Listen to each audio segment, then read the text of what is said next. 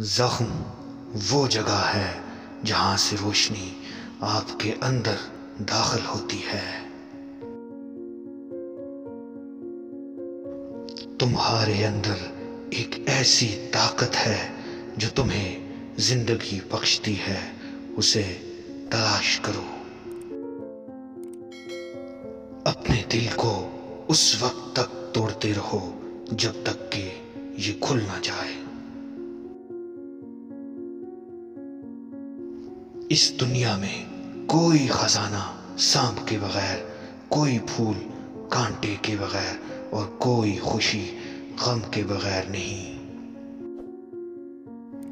जो दर्द तुम महसूस करते हो वो पैगामात हैं, उन्हें गौर से सुनो।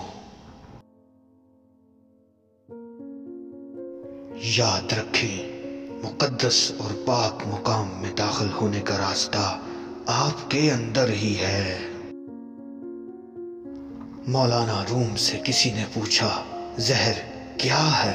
आपने फरमाया, हर वो चीज जो जरूरत से ज्यादा है जहर है, फिर चाहे वो दौलत, भूख, मोहब्बत हो या नफरत।